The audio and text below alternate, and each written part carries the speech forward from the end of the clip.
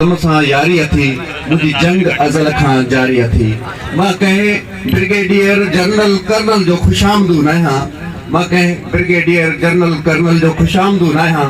मुझा दोस्त मजदूर शागिर्द हारी थी। हिते दोस्तन इन शागिर्दन जे हक़ में घणो कुछ ॻाल्हायो पे ऐं घणनि दोस्तन मशूरा बि ॾिना पे नौजवान जेके असांजा अॻिते मुस्तक़बिल आहिनि हितो सिखिया वठी करे जेके असांजे मुल्क ऐं क़ौम जी ख़िदमत कंदा। कनि दोस्तनि चयो त ही पंहिंजे मथां तेल साड़े ख़ुदकुशियूं कंदा। असां छो ख़ुदकुशियूं कयूं ऐं पंहिंजे नौजवाननि खे ख़ुदकुशियुनि वारी साइड छो मोकिलियूं? असां उन ॿिनि टिनि ॼणनि खे छो न साड़ियूं जिन असांजे एतिरे नौजवाननि जो मुस्तक़बिल ख़राब थियो आहे।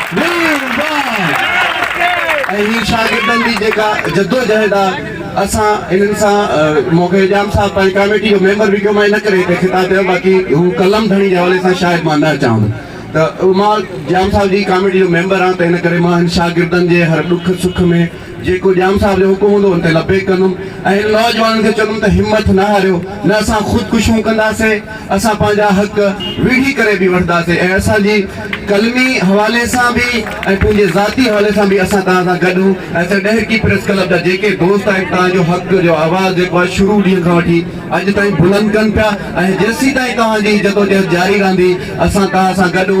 बाक़ी हिते जेके क़ाबिज़ आहिनि 2-4 माण्हू इनशाला उन्हनि खे धिके कढिबो। जेके हिते हितों जे नौजवान असांजे शागिर्दनि जा असांजे मुस्तक़बिल जेके आहिनि ईंदड़ उन्हनि जे हक़नि ते जेको धाड़ो हणनि पिया उहो तनख़्वाहुनि जी सूरत में, मरातुनि जी सूरत में ऐं मुख़्तलिफ़ सूरत में जेके हिननि जे लाइ ईंदड़ फंडा हड़प कनि पिया ऐं हिननि ग़रीबनि जे ॿारनि ते वाधू फीसुनि जी शक्ल में कॾहिं जेको उन ते ॾंड जी शक्ल में जेको ॿार विझनि था पिया इनशाला उनखे ख़तमु कराइबो ऐं जेके हिते क़ाबिज़ थियल आहिनि उन्हनि खे धिके हितां तड़े कढिबो।